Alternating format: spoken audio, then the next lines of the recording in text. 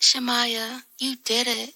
STL Music. Is that good? Welcome back to the show. Yo, listen up, we back in the game. Sweep the league, we got the flame. Motivated to the fullest every single day. We wake up, get in every way. Right to the two in the global inspiration. Talk this sports and top news, no hesitation. Sweep the league is back. We always coming back, that's a fact. Wanna tell them that STL Music, mama, we did it, where we at? Coach Jill in the house with the flow so tight. Never done, Purple Rock stats, we unite, yeah. The best show, Monday through Friday, if this ain't different, they lying. We got the energy, when I say sweep, you say the league. Sweep the league, sweep the league, sweep the league, sweep the league. San Antonio, let's go. Sweep the league. Sweep the league. Sweep the league. San Antonio, let's go. Hey, this is George Iceman Gervin, and you're listening to Sweep the League Radio.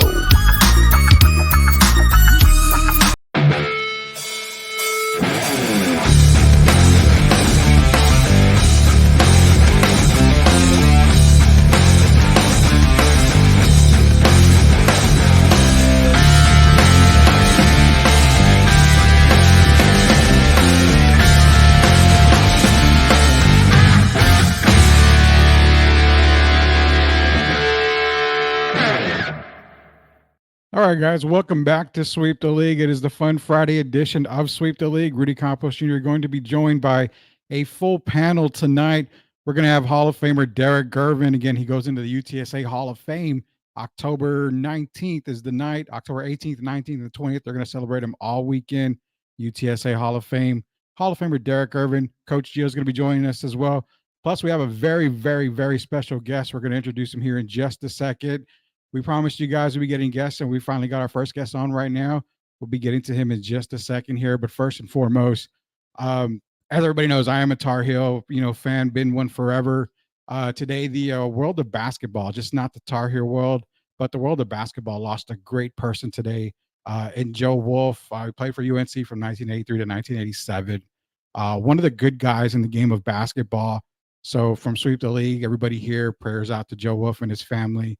Again, Joe Wolf did pass away. He had an NBA career. I think he had a basketball career span of over 37 years, which was coaching as a player. Just a really good guy in the game. So again, prayers out to Joe Wolf out there. Gone way too soon. So yeah, prayers out to Joe Wolf. But nonetheless, we're going to move on with the show tonight. We've got a very special guest. Let me bring on the Hall of Famer first here. It's going to be Derek Gervin, also Coach Gio.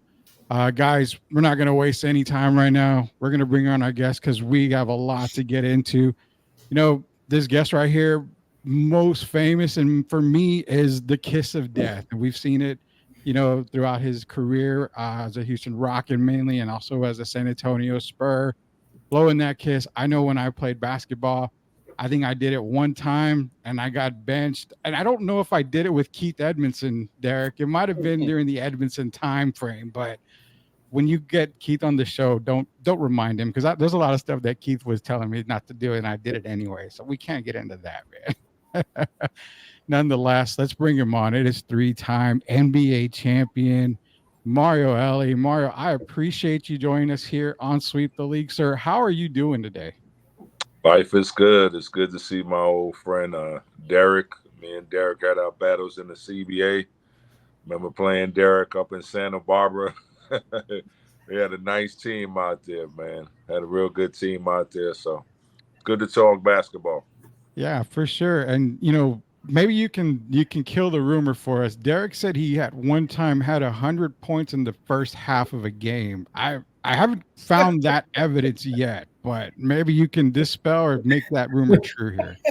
I haven't heard about that either, but when you have a match name Gervin, I won't be surprised, because Iceman was one of my favorite players growing up.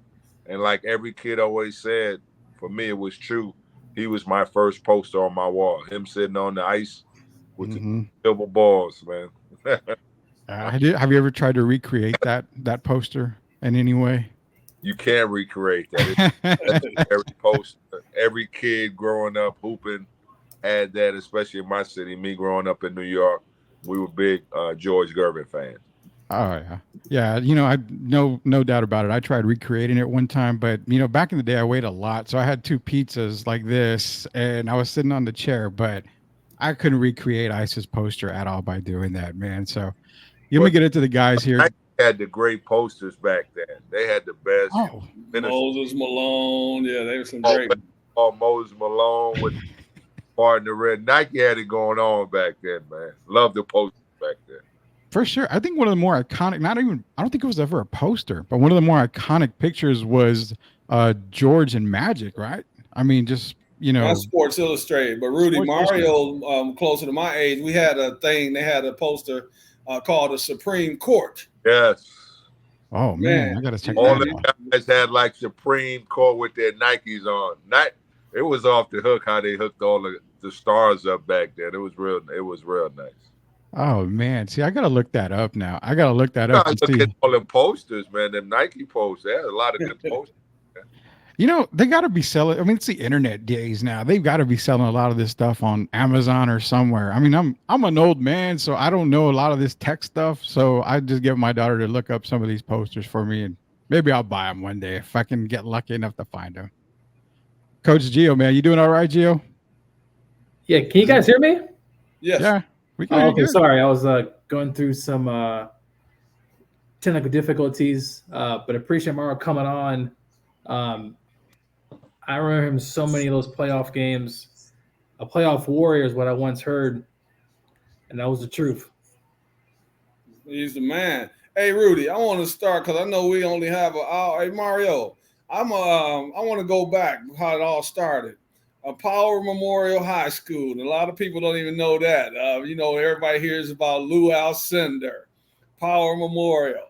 There's a guy named Mario Illy, Power Memorial. Tell what even got you started and made you want to. I know you love the game of basketball, but at what point did you start thinking that this might be something that you might want to do for a living? Well, I was a late bloomer. It started high school, growing up in New York. I was a big baseball guy, I grew up, in New York, you grew up with a diverse group of people. So I had Spanish, white, black, and that was a great thing to grow up in New York. And most of my friends were Spanish. So they would like baseball. So baseball was really my first sport. But my older brother, God bless him, he's not with us no more. He was a very good basketball player, street basketball player growing up in New York. So once he put that basketball in my hand as a ninth grader, I fell in love with it, played all the time, got better every year, got stronger every year. And I made a decision as a young man, this is what I want to do for a living. Perfect. We're talking to 3-time NBA champion Mario Ellie here on Sweep the League. Mario, a lot of people in San Antonio, we remember you as a Houston Rocket for the success you had with, the Houston Rockets coming to San Antonio, helping lead the Spurs to their first championship as well with Tim Duncan, David Robinson, Sean Elliott. So out of those titles, I know you played with great centers. You played with the Dream. You played with the Admiral. You played with Tim Duncan. Looking at those three guys, how does it feel for like a guard play when it comes to a guard playing with big men like that? Is the game a lot more easier for you? Does it flow better knowing you have skilled big men like that? Yeah, you got to know your personnel. And I tell guys, you have stars in the league. You got to find the role. When you go to a team, there's guys that are established. So when I went to the Spurs, Tim and Dave were the guys. So I knew I was a great defender, and I would put a lot of pressure at guys knowing I had 2 7-footers protecting me at the basket. So those guys made me a better defender. Those guys allowed me to get open shots, especially Tim. Tim Duncan was just a young animal. Dave was sort of winding down in his career. And it was a great in 99 sort of watching David Robinson sort of pass the torch to Duncan and telling him, you're the lead dog. Whatever you need from me, I will be there. It was a beautiful thing to watch. coming from one of the 50 greatest players to ever play in David Robinson. That says a lot about his character.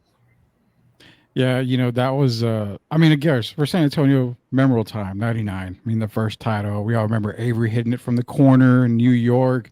I mean, that moment will live in, Spurs history forever. I want to ask you about the coaches, but I'm going to ask you that a little bit later because leading up to that 99 title, everybody talks about the Memorial Day miracle shot. Sean Elliott tiptoeing, all along the baseline, getting it over Rasheed. But what they don't talk about is something that I've talked about with Derek, and it's the pass, the inbound pass. Thank you to Sean Elliott, because man, get a pass and some credit. Sean doesn't hit that shot without that pass. Well, it's got to be money. But if you see the whole thing, Stacey Augmon, they stepped out of bounds, so he knew the play was coming. Yeah. Because I don't know who was guarding the out of bounds guy, but I knew Augmon was on Elliott, and he sort of read the play. So I had to put a little extra mustard on the pass because he went for the steal. Bad play by a defender, went for the steal. Yeah. And if Sean Elliott was 6'5", that shot would have been blocked. But he was 6'8" and just barely got it over Rasheed Wallace's fingertips by maybe a hair nail. Yeah. And almost stepped out of bounds. I mean, everything about that shot crazy. It was our first lead of the game with 12 seconds left. So once we beat them in that game, once we beat Portland in that game too, they were toast. We went up there and smacked them up real quick up in Portland.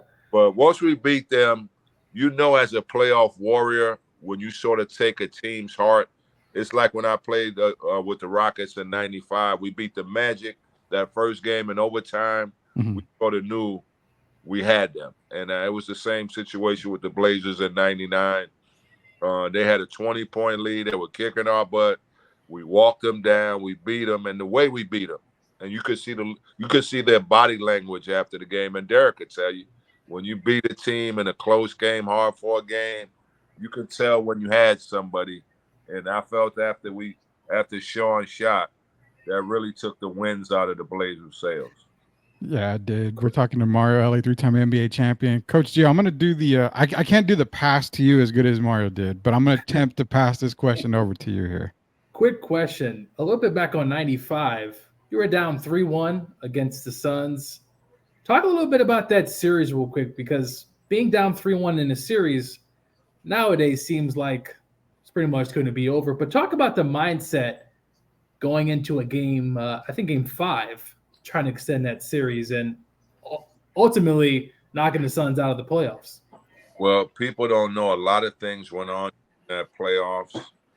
Our third best player, Vernon Maxwell, sort of left the team in the first round after the second shot. So that was a distraction. And like you mentioned, that game 5, we didn't know if Clyde Drexler was going to play because he was at the Suns hotel with 110-degree temperature. And here comes Clyde pulling up 35 minutes before the game, looking like SIHT. I can't say it on. It's our show. But okay, looking like shit. So, and we said, how is this guy going to do anything? But his presence and how he was feeling really lifted our team. And we went on and beat him in overtime that game 5. We smacked him at home in game 6. And then your boy in game 7 blew him to send him to the crib. And Barkley ready to retire. We just had a mentally tough group, man. We've been through the wars. We won the year before. We weren't afraid of being on the road. I mean, when you got 2 of the greatest players to ever play in Olajuwon and Drexler, you always have a chance to win. And Clyde doesn't get enough credit how good he was. People downplay him. I'm tired of hearing of Dwayne Wade and all these guys. Yeah. Search on Clyde Drexler on how good he was. Yeah, there's no doubt about that. Blazer team to the championship 2 years in a row in the Larry Bird era, Michael Jordan era, Isaiah Thomas era. All those guys in their prime. So yeah, those Blazers teams, they were talented. I mean, you had a roster, not just the Blazers, obviously, but so many other teams in the 90s and 80s that people tend to forget about. And, we talked about on this show about people on certain social media outlets saying, let's forget about the 90s or the 80s. Man, people just don't watch the film. Yes, they need to you got to know your history of the game. You know, they talk no athleticism. Did they see Sean Kemp play? Did they see Grant Hill play? No. They see Kobe Bryant play. Glenn Rice, Jermon Mashburn, Jimmy Jackson, Jason, Harry Payton, Karl Malone, John Stockton. I mean, Kevin Mullen, Charles Barkley. I mean, how can I do your research? I hate when guys just speak out the side of their mouth. Know what you're talking about. Because the 90s, man, probably the best era of NBA basketball ever. You know, I may be forgetting a bunch of guys as well. You know, Tracy McGrady. I mean, it goes on and on, all the great players. And like you mentioned, the teams were good. You see the league now, there's only a handful of good teams. Yeah. Back in those days, you had good big men. You got good guard play. Yep. You played inside out. You talk about you wasn't skilled. The game was physical, so you had to create space to get away from guys in order to create shots. That's why everyone knew their roles, right? Everyone knew what their role was. Yeah, and we in offense, not like nowadays. It's open pick and roll, attack the switch, attack the mismatch. We actually ran offense in the 90s. Ball was moving side to side. We knew where to get our bigs the ball, a pin down for a shooter. We ran offense. You had to guard offense. Now you just got to guard the pick and roll. If they switch, you got to be ready to guard mismatches. That's where our game is at. And everybody's shooting threes. I don't understand. If you're not a shooter, don't shoot a damn three. Shoot the highest percentage shot, is my opinion. That's the way we feel too. I want to go back a little bit first. First, I wanted to say Clyde Drexler. I'm glad you brought him up. My first 2 games of college was in the Houston Kettle Classic. And I know Gio and Rudy younger than us. So, but you know very well about Guy Lewis and the Phi Slamma Jamma. My first 2 games, University of Texas, San Antonio, was in a tournament with Lamar, University of Arizona, and University of Houston. And, you know, that's when Dream had a little temper. But it's amazing that people don't talk more. You know, they talk about the University of Michigan today, the Fab Five. They talk about Christian Laettner and Grant Hill and those guys, Ewing and Georgetown. But people need to do their research on Phi Slamma Jamma, because I saw it up live and close, up live and personal. Clyde Drexler was a phenomenal player. And as you know, they don't talk about it, but he played on both ends. And I thought that was fantastic. But for you to give him love, he ended up coaching George Gervin Jr. for 3 years, you know, at the University of Houston. So I have a lot of love for Clyde. And to see him still, you know, being the commissioner of the Big Three today, I'm glad that he's getting his love. But I just wish the young people would go back and do their due diligence and really check that man out. The guy that played on both ends of the ball. He never tried to really compete. He didn't try to be the next Michael Jordan. He was Clyde Drexler. He's his own man. And that's what I want people to remember about Clyde when you talk about the game of basketball. No question, man. And I will put my money on anything that the greatest college basketball game ever played was Louisville against Houston. It may have been 30 freaking dunks that game.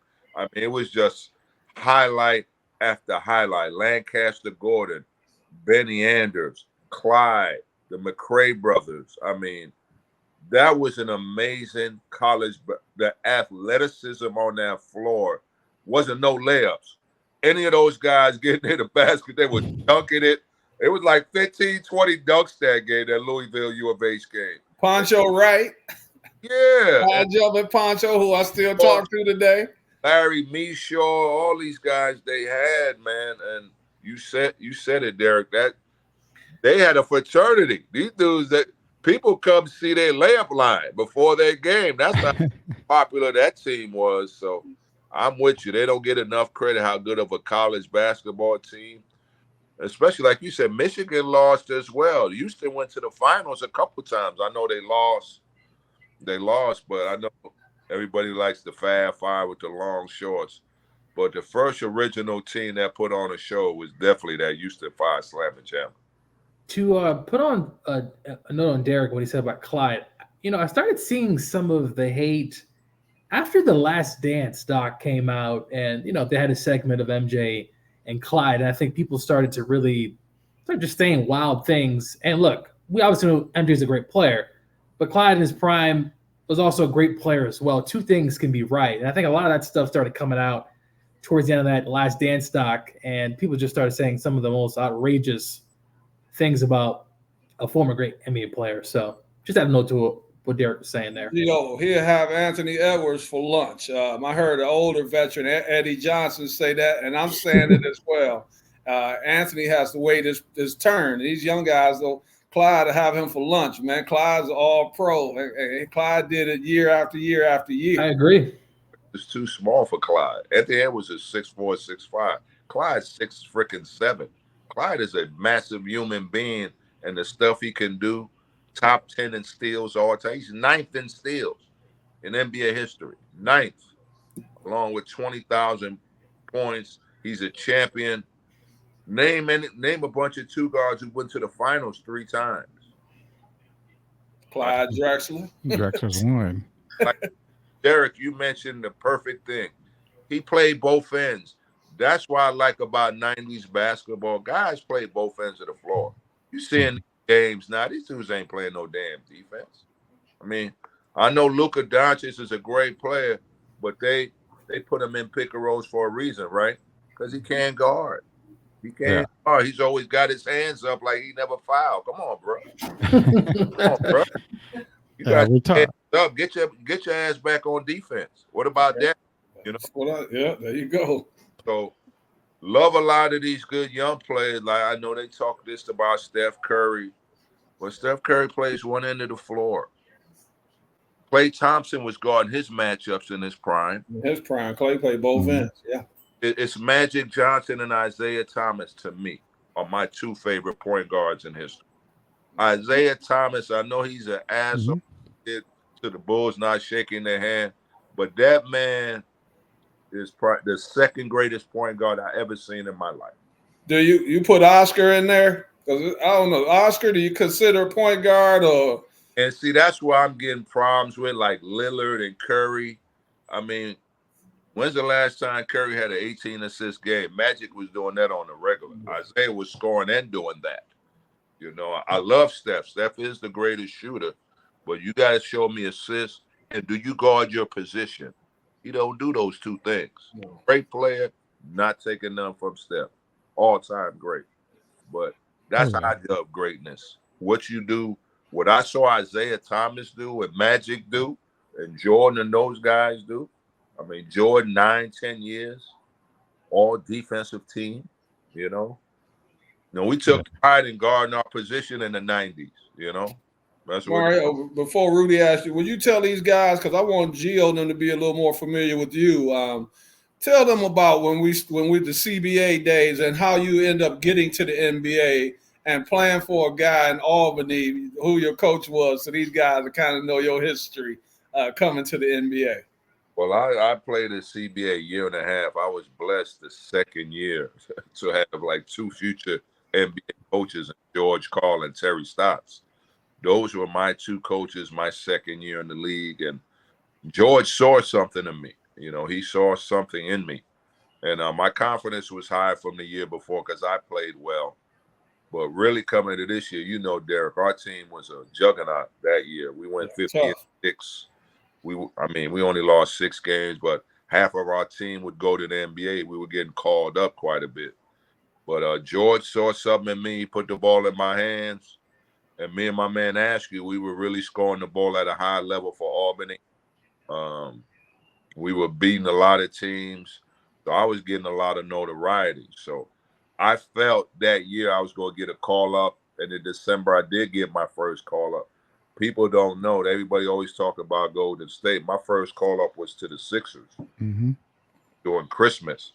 So I get to meet Gene Shue. I was home for Christmas break. I get a call from my agent say, hey, Philly want to sign you to 10 days. So very excited about that. Philly was on a West Coast trip. And I had to fly through Atlanta to go to Phoenix. So first NBA game ever. All excited. I get to Atlanta. I get fogged in Atlanta.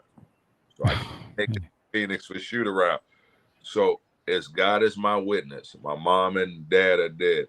I call the hotel where the Suns are staying at, and Barkley answers the freaking phone. I swear to God. This dude in the lobby, you know, if you know Barkley, he's a clown. He's always messing with people. I said, "This is Charles Barkley." He said, "Yeah." He said, "Charles, I'm the new guy on the team. I got fired there." He said, "No problem, man. We'll see you tomorrow. I tell Coach you're gonna be in tomorrow." That's one of the freaking coolest moments for me. I get to Phoenix the next morning, go to shoot around, meet the players. All the guys were great. Manu Bowe, Jason Williams. It was a bad Philly team. I see why Charles wanted to get the hell out of Philly. They were terrible. Playing the Suns. We playing the Suns. Tom Chambers, Barkley. I see my number 8 uniform in there. I'm so excited. We're getting our butts blown out. And I'll finally get in the last 2 minutes of the game. But the one thing, guys, I can tell you I remember from that game is fucking Barkley getting 45 points and destroying Tom Chambers. I said, dude is a little bit taller than me. He's that good of a player, rebounder. He was just amazing that night. I'm like, that dude is the real deal, Barkley. And I think the next year or two, he ends up going to Phoenix. So I started in Philly, played a couple games. They made a trade. I ended up getting cut, but my confidence level was high. Went back to the CBA, was getting 30 a night. I mean, I couldn't be guarded. Then I got called up by the Warriors. And it was like the Eminem movie. You got one chance. Don Nelson brings me in his room. He said, "I'm going to play you 25 minutes tonight, son. You got to show me what you got to do." So I ended up getting 15 points and 11 rebounds. I had a double-double. And the rest is history. I ended up signing that year, the following year. And that's sort of how my NBA career started. Real quick, I want to explain. Derek would know. Back in our day, when we got called up from the CBA, we played 20, 30 minutes. Mm-hmm. Not like these G League guys who come up to fill roster spots. These guys from the G League don't come up and play like we did. When we got called up back in the day, you were getting thrown in the fire. You were getting 25 minutes. Tell them, D. Dudes hurt. They need bodies. They need. Yeah. So I remember Don Nelson threw me in the fire. He's like, "Dude, you playing." So that's what I like about our days in the CBA compared to now. We play George Karl, Rudy Tomjanovich, Don Nelson, Greg Popovich. I mean, damn. Rick Adelman. Ooh, Rick Adelman. Scott Skiles, my last year my last year in Phoenix, he was there with me. But great coaches, like you mentioned. And Terry. I can't leave Terry out because he was my first assistant coach. You remember Gerald Oliver? That's my guy. That was Fort Wayne. When I went to Fort Wayne, was my first team CBA. Gerald was the head coach, and Terry Stodge was the assistant. And even then, Terry and George Karl were best friends, and they traveled everywhere together. Yeah, so I'm just trying to give you guys some knowledge about. Hey, I tell Gio, because Gio, what are you like, 34, 35, 34? Yeah, sometimes I forget, but I believe I'm 30. Mario, tell them in the 35. CBA, and I've told people this story. You could get traded at halftime. Dude. That's crazy. That's crazy. Super 8 hotel. We get $20 a day to eat. Me and my boy are stealing tips off of Bob Evans. We stealing off the table. We eat hot dogs and McDonald's pregame meals. I mean, hungry, starving. We were starving little country towns. Well, you go to these like La Crosse, Wisconsin, you feel like you're in the NBA at least. La Crosse, yeah, my city. Now Rapid City, Wichita Falls, Auburn. Yeah. I mean, Sioux Falls. I mean, I've never been to South Dakota. I'm like, damn, they got what's South Dakota? I'm like, I'm from New York City, They had 2 teams in South Dakota, Sioux Falls and Rapid City. Do you know, guys, Derek would know. I'm asking you guys a trivia. Do you guys know what's in Rapid City, South Dakota? I have no idea. South Dakota? The president's heads, man.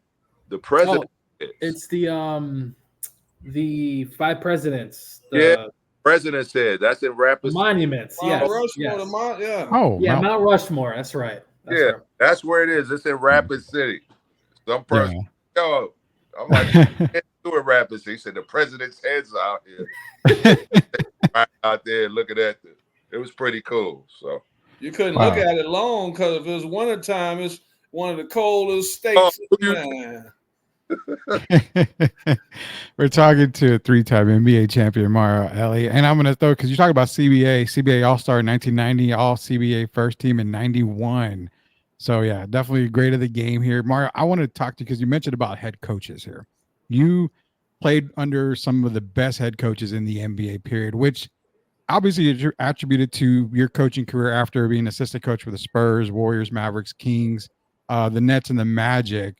You know, playing for coaches like that, Pop, you know, Tom Janovich, to say a few. How does something like that prepare you just going into coaching for the NBA? Those guys prepare you. And also, you know, when you're a role player, you know, I wasn't as talented as, you know, some of these guys are playing. I mean, I sort of had to think the game. I had to prepare differently because I wasn't athletic and gifted as some of these guys. So you see some of the great coaches, Rick Adelman, Pat Riley, these guys were all role players, Phil Jackson. So when you're a role player, you have to think the game a little bit more than a talented guy because they go on instinct, athleticism. I didn't have all that. So I sort of had to think. You know, I always had to guard the best guy on the team. So I had to watch a lot of film. You know, I'm guarding MJ, I'm guarding Magic, I'm guarding some of the greats, you know, of all time. So that sort of prepared me for my coaching sign. And what was cool when I retired, you know, R.C. Buford was from the Spurs reached out to me and invited me to training camp. And, you know, that's why I sort of sparked my interest in coaching. Then the following year, I think Mike Brown went to Indiana and Popovich called me and said, I got a spot for you. And that's how my coaching career all started, thanks to R.C. Buford and Coach Popovich. Quick question, Mario. In 99 is the lockout year. Spurs kind of started off a bit slow.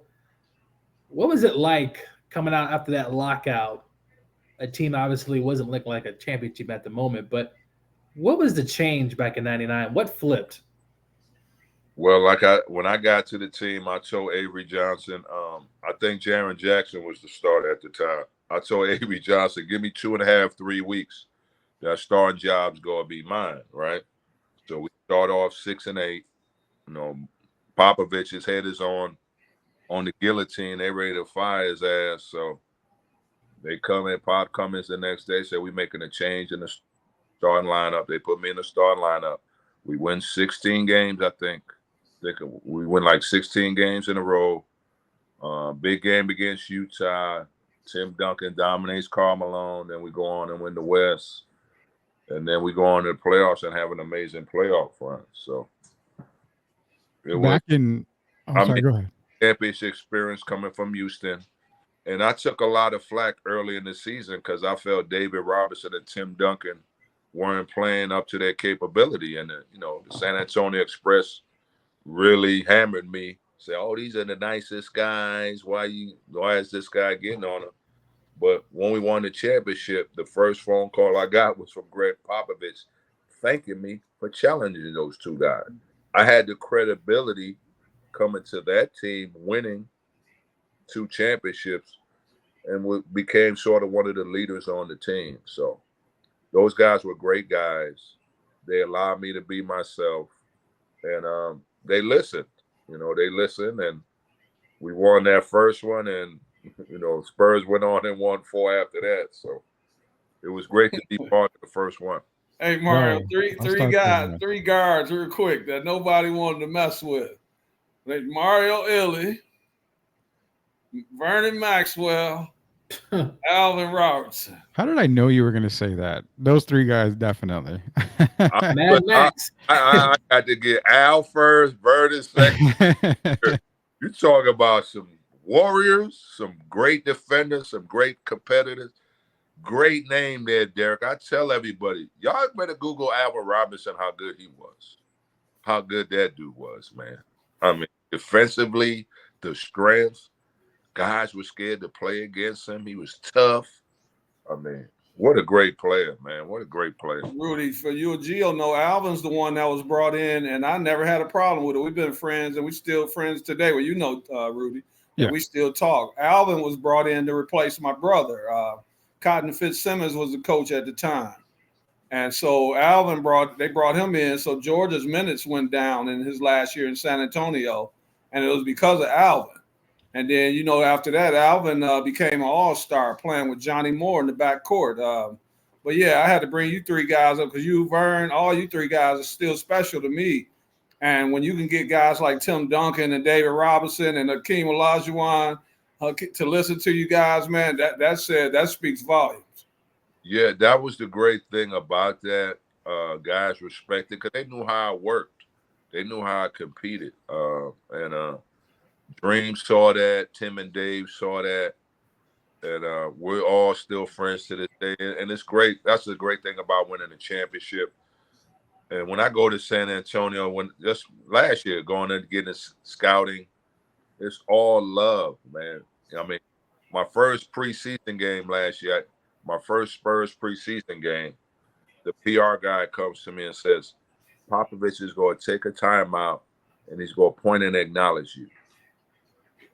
And for a guy at his caliber to understand what I brought to the first team, I wasn't a superstar on that team, but he understood my role and the respect he has for me still to this day means a lot, coming from a Hall of Fame coach like that. And every time I go there, it's love. You know, Will Seven in the trainer was a trainer there. When I was, they hugged me. They loved seeing me. So Tom James. Coming looking at that 99 banner, coming in the building, and still the workers there recognize me. So it's all. You remember Tom James? That's my guy. Because I remember Tom used to get the Spurs uniform. Tom was the guy who did the laundry stuff, took it to the laundry mats. And now, so I used to run at him at the laundromat with a whole bunch of Spurs gear. And I'm so happy for their success, man. They're just great people. And like I said, still to this day, it's been 20-some years since I played for them. And it's love all the time. Great seeing RC. Still got some of the same people working for them. That's why Spurs are one of the best organizations in sports. They get it. They get it. When guys leave, they bring guys back. They don't never forget about players. And it's always love. It was great going back to the 50th anniversary last year. Had a great time, showed me a lot of love. So always have respect for that organization. And we know for a fact that Spurs fans all over, when we talk about 99, they always mention, you in those comments and, the fan reactions, because it always takes something when it comes to championship teams, especially in the 90s, early 2000s. It takes that one player that can get on each guy on the locker room, can, be on their ass, make sure they're in the right position, just be a true floor leader. And every time they mention 99, you're the name that always comes up. And it's always, if we didn't have Mario, then we probably don't win that title. So yeah, you give Tim, we give David, these are the guys, but it's the hard work guys. It's the leadership guys like you for the 99 team that actually gave us the taste of our first NBA title. Yeah, I mean, I always tell guys when I talk to young guys, it's all right to be a role player. You make a great living being a role player. You got to understand when you go to NBA, you got established guys there. So you got to fit around the stars. That's your job, is to fit around the stars. And I was blessed to play with three of the greatest big men ever. I mean, you could throw Barkley in there, even though I caught Barkley towards the end of career. I mean, I played with four of the greatest forwards/centers ever, and they made my life easy. And great people. I mean, we friends all still to this day. Talked to my buddy Sam Cassell the other day. When you accomplish something like that, I mean, it's a lifetime. It's great to see Sean Elliott doing TV still for the Spurs. So when I go to the games, I sit and talk to my boy. 5-0, and I see 5-0, he gives me a big hug. So it's always good. And me and Avery talk all the time, the little general. So me and him talk all the time. So when you accomplish something like that, it builds a great bond. And when you talk about it, I can remember everything like yesterday. I mean, it's great when you win. You remember the memories, the tough times, like you mentioned, Derek. Down 20 to this tough Portland team. Rasheed, Sabonis, Brian Grant. That was their front line. They had 6'10", 7 foot, 7 foot. You got J.R. Ryder. You got Greg Anthony. You got Damon Stoudemire. You got Jimmy Jackson. They had Walt Williams. They were stacked. I'm like, how we gonna beat team? But we figured out how to beat them, man. It was crazy. In the series before, remember, they just beat the Jazz, right? Took out the Jazz in that series, a physical series, and But me being a vet, they celebrated beating them like they won a championship. I say, hey, we got these young boys. They celebrating like they won already. You know, they had their shirts off, jumping at half court. Y'all remember that celebration? I'm like, y'all got 2 more rounds to go. Pump the brakes. Pump the brakes. So I call Avery. I say, Avery, we got these young boys, man. They think they done made it already. Because they couldn't get past the Jazz, and they finally got past them. I said, you don't celebrate right now. Hey, Mario, didn't we see that happen this past year with Minnesota Timberwolves? Yeah, After they knocked off the Denver Nuggets. Yeah. Same attitude, celebrating like they'd already won the championship. Then you got nothing left when you go in the next series. Exactly. It's a grind, man. It's a mental grind. So when I saw them celebrate, I'm like, yeah, we got these boys. They high on the horse. And like I told you, once we broke them that game too, I mean, we swept Shaq and Kobe the series before, and then we swept these young boys. Yeah. That don't get talked about enough. I mean, that doesn't. Shaq and Kobe. And we shut the forum down in 99. I know your boy. Yes, sir. I'm the one that said it. Yeah, we shut the forum down and swept them boys. Yeah. Yeah, y'all sure did. You know, I want to still talk basketball, but I want to talk a little, not off court, but a little celebration, because it's a great transition going from Portland celebrating beating Utah to the ultimate celebration, where I actually had a fan ask me today when they said, hey, we're going to have Mario on. Oh, ask him this for me. I'll say, I'll ask him for you. He wants to know, where did the kiss of death come from? It started, me and Joe Klein started talking mess, during the series. Mm-hmm. So he make a basket, he blow a kiss, I make a basket, I throw a kiss at him. It sort of started game 5. But, I got the ultimate kiss, and that's the guy who I was looking at when I hit the shot. I turned around and blew the son's a kiss of death. I look at Joe Klein, he was over there turning red as an apple. I was loving it. And Dick Bavetta said, Mary, that's taunting. I could have called the tech on you. I'm like, whatever, man. Whatever. I'll wait. Joe, one of the strongest guys ever played. I played against him in college, Mario, when he was that year he's All-American at Arkansas. He couldn't do nothing with that African, bro. Couldn't do nothing with that African, dog. That number who could?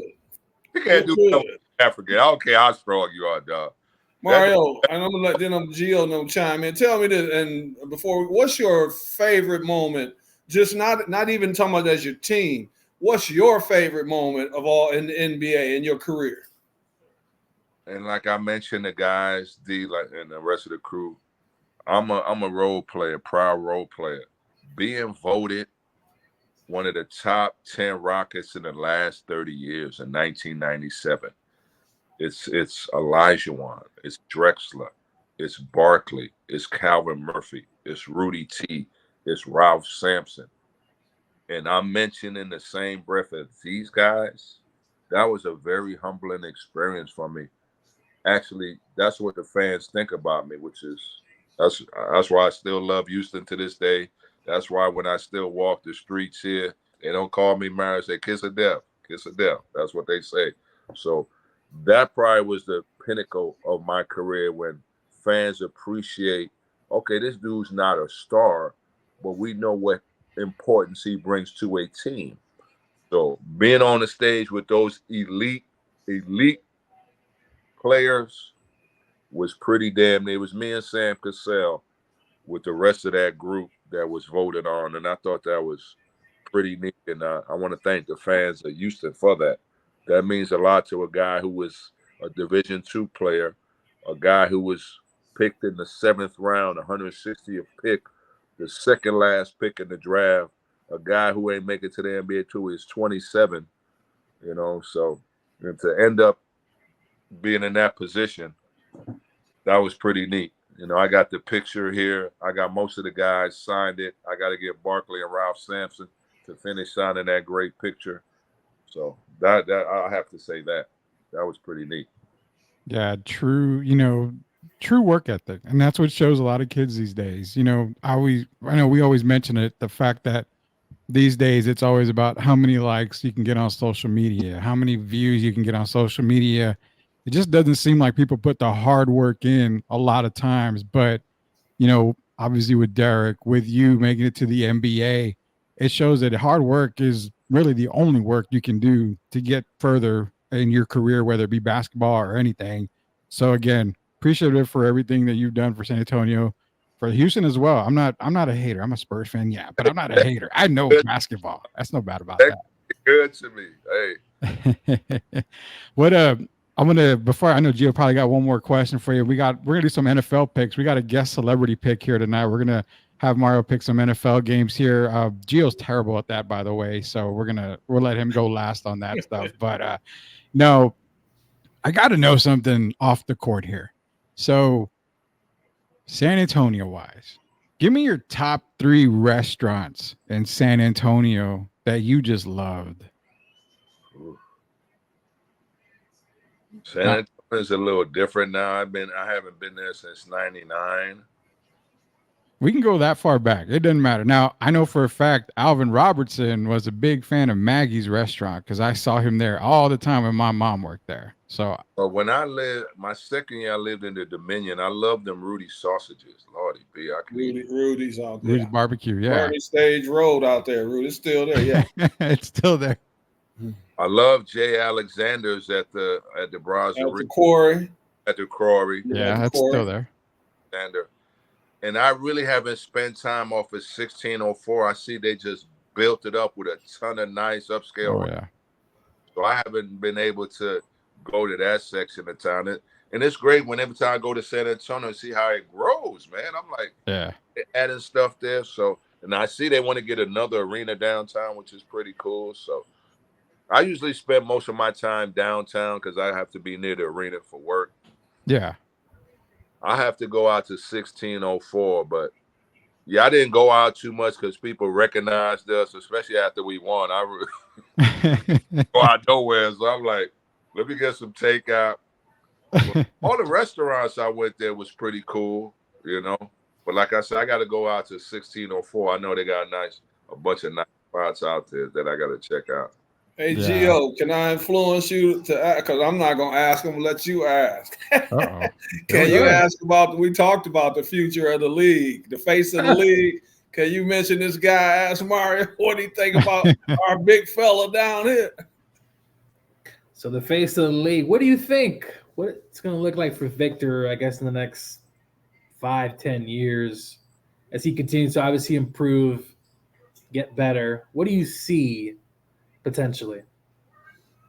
Well, I think he's going to be a tremendous player. I would like him to see him get a little stronger because, you know, I do a lot of scouting. I watch a lot of Spurs game, and it sort of frustrates me where small forwards can push Victor out to the three-point line. You can put a small forward on him. You don't have to put a center on him. It's strength-wise, but super skilled. And when I watch him warm up, he barely touches the paint. And that bothers me, too. I know he wants to be a 7'3" Kevin Durant, but his effectiveness is around the hole. When he picks and rolls, there's nothing nobody can do. When you throw the lob to a 7'3" guy, and nothing nobody can do. He has some amazing stretches when I went to watch him a couple times. He did some amazing things. Love his feel for the game. Excellent passer. And I think with the addition of Chris Paul, Lord have mercy. Chris Paul is going to get a second life just throwing lobs to Big Wimpy, man. I mean, Mario, what about though when they can't run the pick and roll? What about him as far as on the mid post area? At some point, isn't he gonna have to be able to face up and take that pounding when he's dealing with guys like Draymond that are gonna get into his legs? But my thing with him if you're 7-3, do like Porzingis does on the switch. Just turn around and shoot over him. Why even fighting him? He has a nice touch. He has a nice little jumper. You 7-3, dude. Ain't nobody blocking that. Just down instead of trying to dribble. And plus, he's 7'3". That dribble is high. Guys, he wants to be Steph Curry. That's the part I don't like. Yeah. Just space him up. Like that's why I said what Porzingis does. He just when they switch on Porzingis, they ice him on the free throw line. Porzingis takes one dribble, turns around, and just shoots right over the guy. They're not blocking his shot. So I wish he would do that. Run the floor. When he runs the floor, he needs to try to deep post. That's when you try to deep post. Not in the half court where guys are banging on you. In transition, that's where you can get out and sort of catch it deep. Because once he catches deep, there's nothing you can do about it. Nothing they can do. Yeah, exactly. What I love about him is he's an excellent defender as well. I mean, he covers a lot of freaking ground. I saw a clip on him maybe a couple of weeks ago. He blocked the shot, sort of stumbled out of bounds, got back in and blocked the shot again. Defensively, he's already elite defensively. Once that offense catches up with his defense, the league better watch out. And people gonna want to come play with Wemby. Yep. Good players want to come play with him. If I'm a player, good young player, like Trae Young was begging to come to San Antonio to play with him. So guys are gonna want to play with this big monster. He's gonna be a great player. I love the kid. San Antonio's a perfect spot for him. He's gonna get better and better. And look at the mentors you got. You got Tim, you got Dave, you got Mono, you got Tony. I mean, just great mentorship for that young man with that organization. What about De'Aaron Fox, Mario, if he were to come? Because I've been telling these guys next year De'Aaron Fox is going to be a Spur. What would you think about him? Because Chris only going to play. I think this is Chris's last year, I believe, because I don't think he wants to. I think he wants to still while he can play a little bit, and hopefully he'll be healthy this year. But could you picture Wembanyama with De'Aaron Fox? Does that make them a better team? Fox is interesting to me because I'm trying to see now because as we look at the point guards, they look at Steph, Dame, and Fox. Are they your prototypical point guards or are they prototypical scoring guards? You know, scoring points. Exactly. Scoring, yeah. So to me, if Fox go to Spurs, Wemby the guy.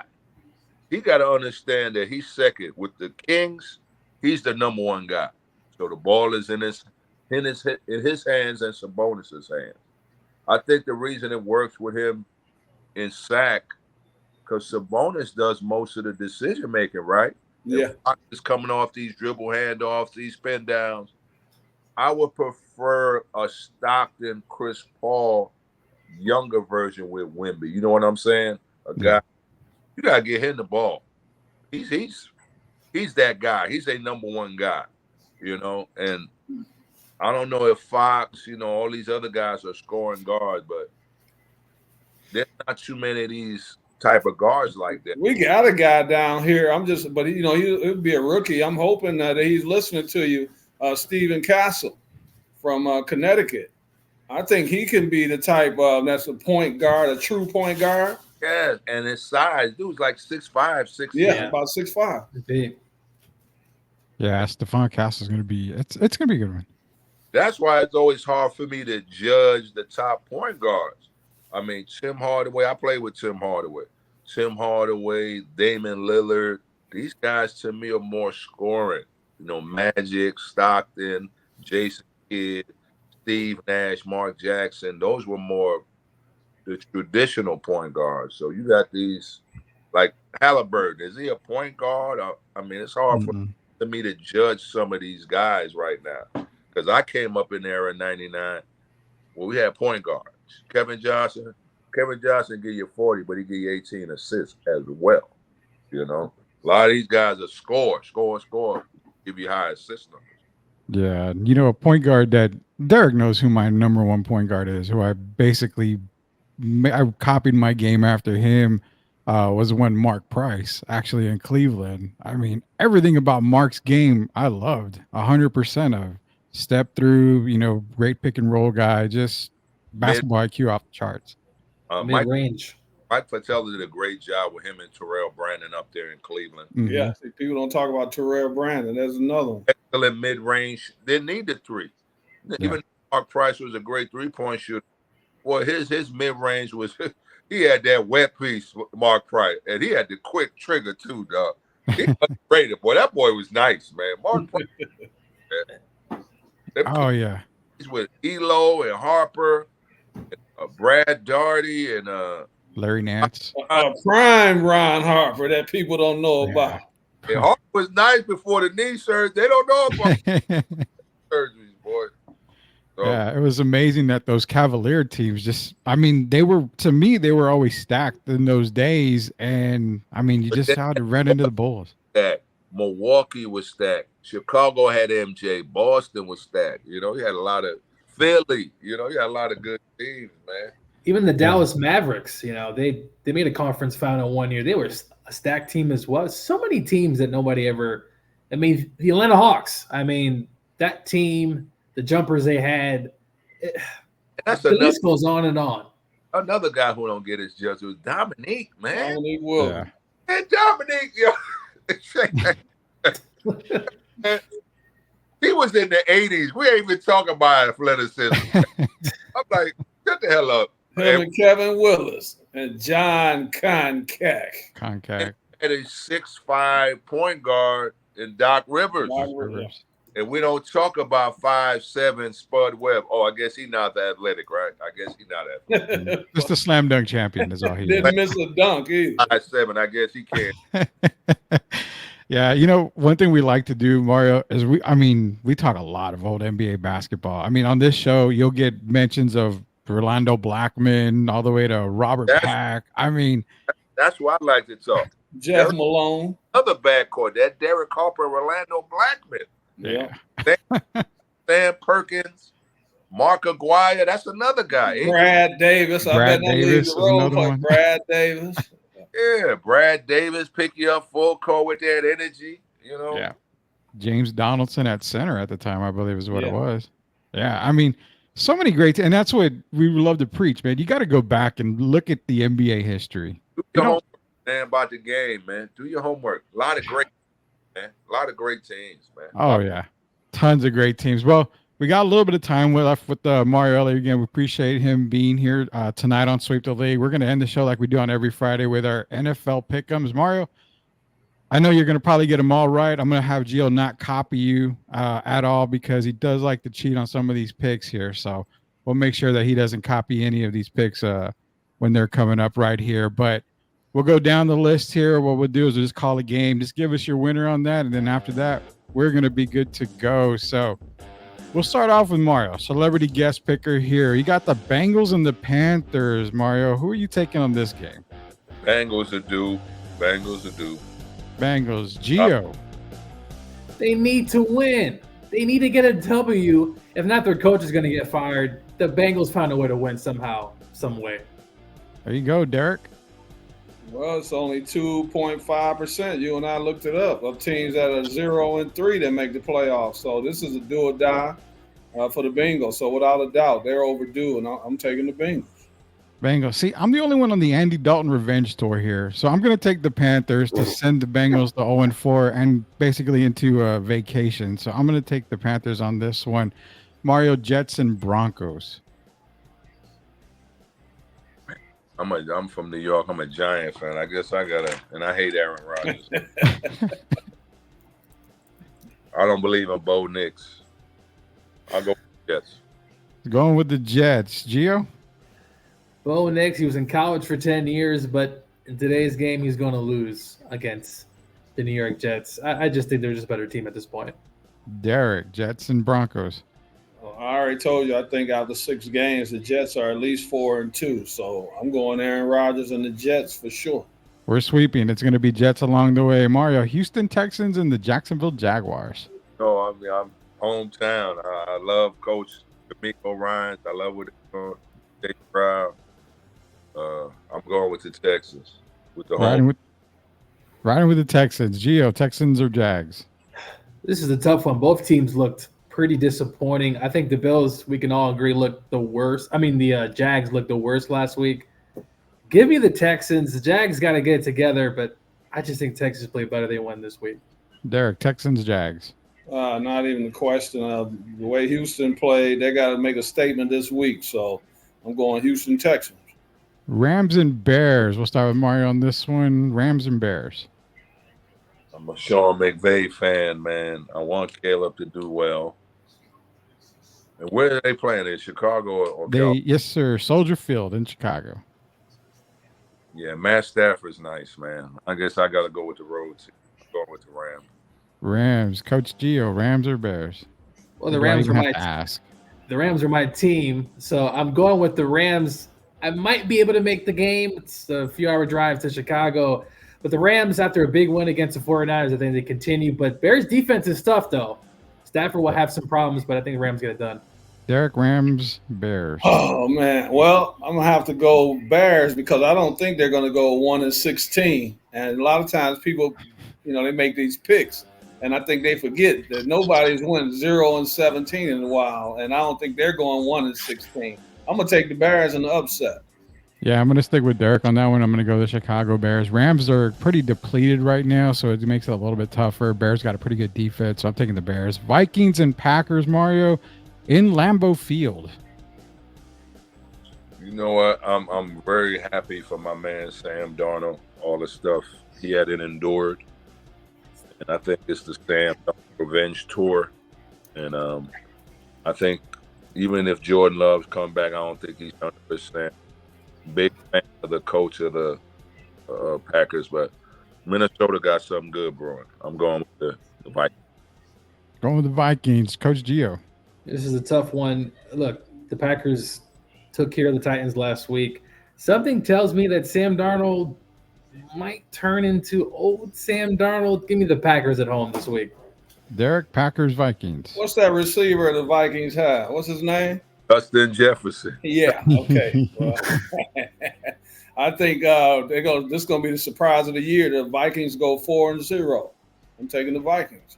I'm taking the Vikings because not only did Justin Jefferson, we don't know, Chris Carter can suit up for this Vikings team and probably get a touchdown with Sam Darnold under center. Saints and Falcons. Mario Ellie, Falcons and Saints here. Where are they playing? They are playing in Atlanta, where the Chick-fil-A is going to be closed again in Atlanta and Mercedes-Benz Stadium. I was disappointed in that the Saints game against the Cowboys. I know I work for the Saints, but man, Atlanta, they cheated them against Kansas City. That should have been a pass first. You know what? I'm going with Atlanta. I think Atlanta got something. Going with the Falcons. Coach Gio. Falcons and Saints. This is a tough one. The Falcons got robbed last week. They should have called that pass interference in the red zone. And you know that, Derek. Yeah, I agree. The Saints didn't look great. Give me the Falcons at home. They got something, and I think they might continue it, but it should be a good game, though. Derek, Falcons, Saints. I think at some point they're going to start questioning Derek Carr. We know the history of Derek Carr, and I know they struggled last week. I like Kirk Cousins. I'm going to take Atlanta, Rudy. That's your team. I told you. I like Bijan and those guys. I'm taking the Falcons. All right. We are taking I'm going to take the Falcons, and yes, I'm a Falcon fan, but, they've got the NFL Hall of Fame coming around now, and still no Tommy Nobis in the Hall of Fame. You are ashamed, the NFL. We got to get Tommy Nobis in there, Mr. Falcon San himself. Antonio. Mario, Eagles and Buccaneers here. Ooh. So are both receivers out for the... As of right now, Devontae Smith is out, and I believe A.J. Brown is still out. If not, he's doubtful, so more than likely he's out. Where are they playing? They are playing in Tampa Bay, in Tampa Bay. Baker, man, I mean, he be looking good some weeks. You know what? I gotta go. I'll go Buccaneers because I don't think Saquon could and the quarterback Jalen Hurts can do it. Gio, Bucks and Eagles. This is the toss. This is a tough one. No, the Eagles lost against the Bucks in the postseason last year when the Eagles fell apart. Give me the Eagles. I just think they're a better team. Baker, as Mario said, man, he plays good, and then he has these kind of stinkers. But give me the Eagles on the road at Tampa. Buccaneers, Eagles, Derek. I think the Eagles have a defense that can confuse Baker Mayfield, so I'm gonna take the Eagles. At home, I'm taking the Bucks. The Eagles wide receiver core is pretty depleted. I think Baker does enough. All they got to do is stack the box against Saquon, and they should be good. Give me the Buccaneers at home. Hey, Rudy. Yes, sir. Don't you know the Eagles is kind of like, I'm not saying they like Kansas City, but you know the Eagles are one of those teams just find a way to stay in the game and win a game at the end. That's why I'm taking them. Yeah, I mean, they do. But at home, and then, like I said, kind of like the Rams situation, depleted wide receiver core, I just like the Bucks in this one right here. Steelers and Colts, Mario, they're going to be playing in Indianapolis for here. Yeah, I'm a big Tomlin fan. I'm very happy for Justin Fields.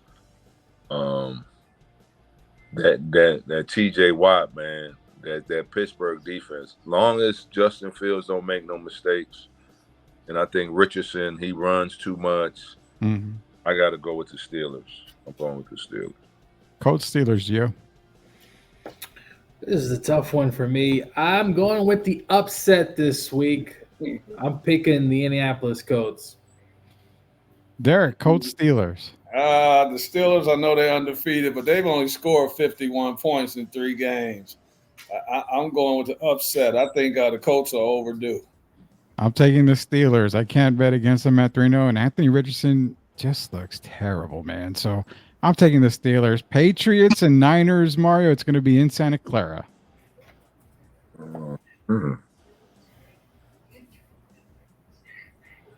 Was Purdy banged up? Not really, no.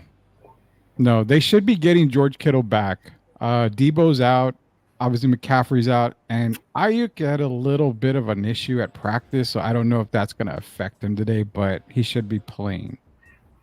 Yeah, Patriots don't got enough offense. You got Purdy, you get Kittle back, you got Ayuk. I just think San Francisco got too much for New England. I'll go with the Niners. Niners. Gio, Niners or Patriots? Even if the game was in Oakland, the 49ers would still win.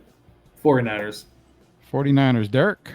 Experience wins. I'm going 49ers.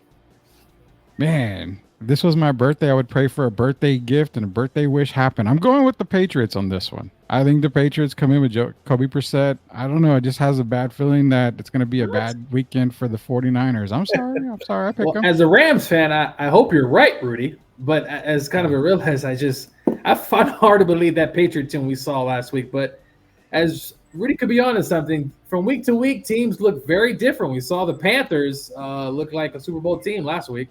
Exactly. Commanders and Cardinals, Mario, it's going to be played in Glendale. Wow. Man, look good. I don't think the rookie going to get it done on the road. I think Kyler and them going to get it done. Great offense. Taking the Cardinals. Gio, Cardinals, Commanders. This is tough one. I think it's going to be an entertaining game. Both quarterbacks like to run. I think the Cardinals' defense is better than the Commanders. Give me Arizona. Derek, Cards and Commanders. Yeah, I'm going to go with Kyler Murray, man. It's hard for me, but I'm going to go with Kyler Murray. Clean sweep. We're all taking the Cardinals. Mario, Browns and Raiders in Nevada.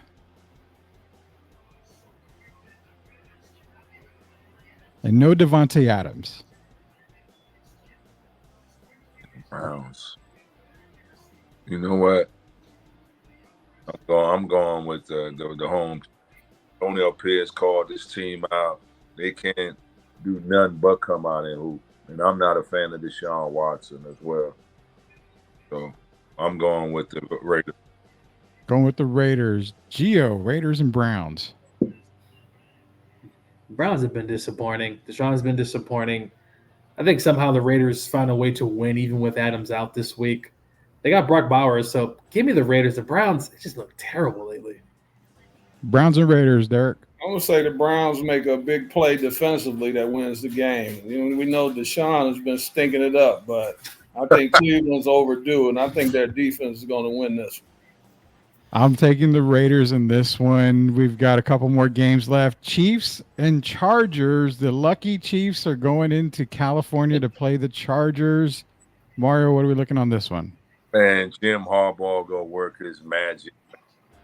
Chiefs don't go run out of luck. They've been stinking it up and they're getting help from the refs. It's time. They luck about to run out. It's Sandy. I'm going with Jim Harbaugh with the upset. Harbaugh with the upset. Gio?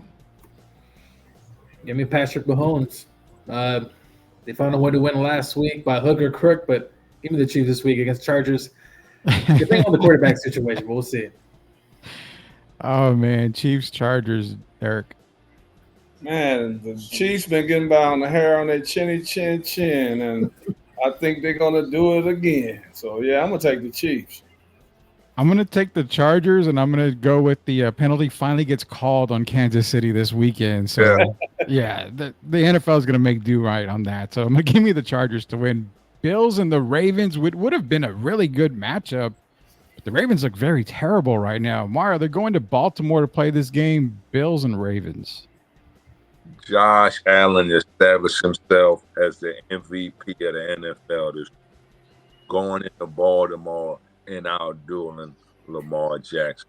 I'm going with the Buffalo. Nobody circles the wagon like the Buffalo. With those, baby. New York. Down for Buffalo. Gio, Buffalo and Ravens.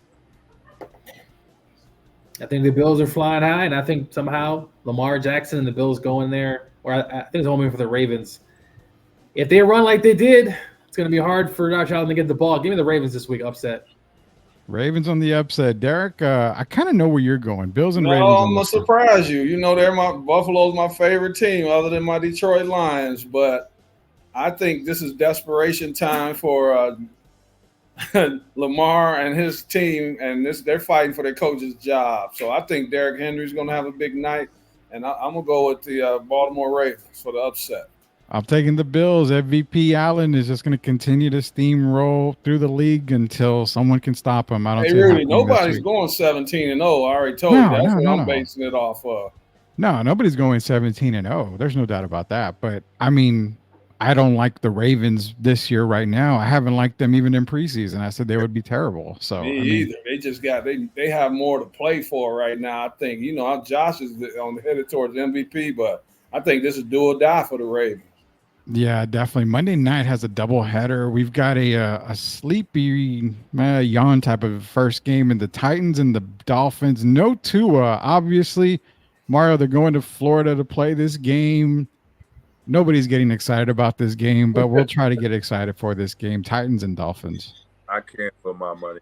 We'll let always throwing it to the other team. I'm going with it on the ugly. Yeah, taking the Dolphins. Yeah. Gio, Dolphins and Titans.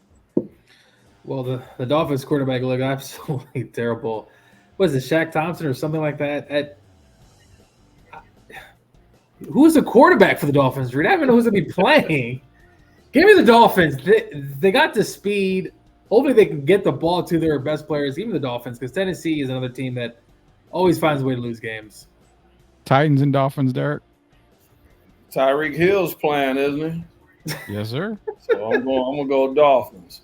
We're going to go with the clean sweep. I'm taking the Dolphins. Last game of the night before we end the show here, Seahawks against the Detroit Derek Lions in Detroit. Mario, where are we going with this one?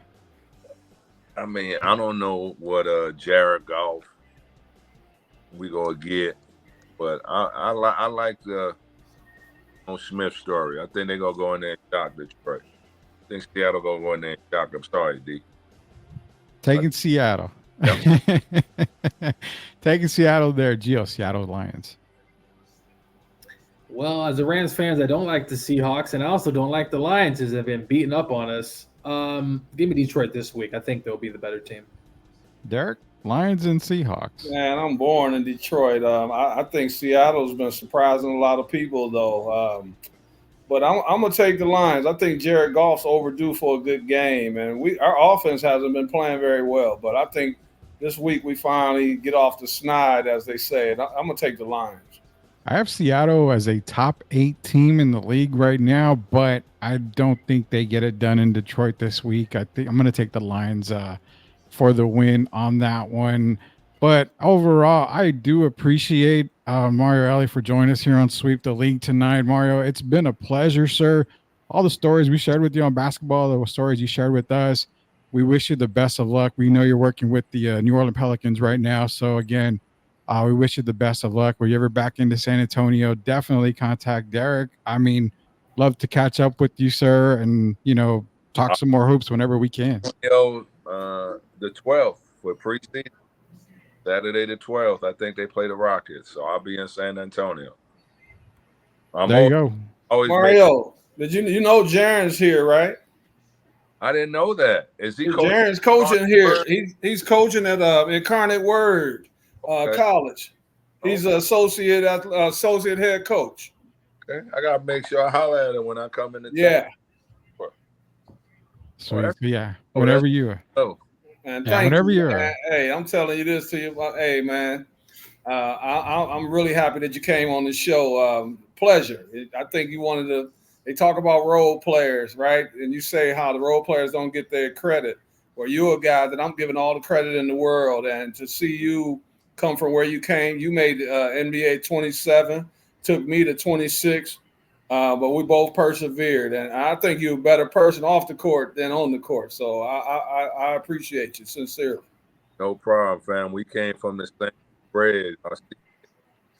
I always credit to CBA for getting me where I am. All of us, John Starks, Anthony Mason, the list goes on and on. Rest in peace, Anthony, my guy with the Nets. Right.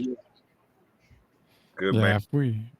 I mean, a brilliant career, Mario, again, from everybody here in San Antonio, across the NBA. Appreciate what you've done for the San Antonio Spurs.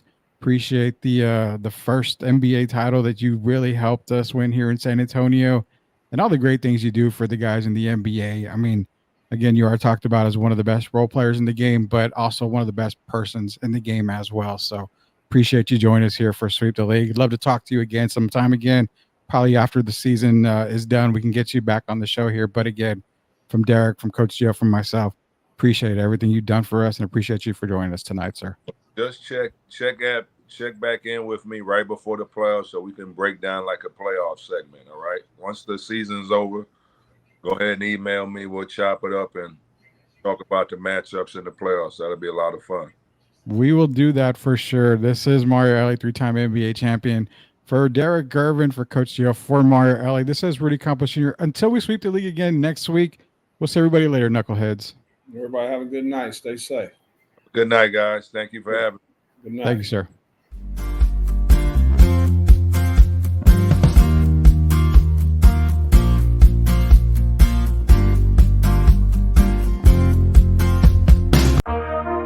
Yeah, this for the family. Loyalty, respect, honor. You know what it is. STL Music. Let's get it. We the ones, never folded on ourselves, no bluffing. Legacy we building, man, this ain't up for discussion. They wanted us to quit, but we dug in deep. Motivated to the fullest, dreams ain't meant for sleep. On the grind 24/7, no time for rest. We making moves, calculated.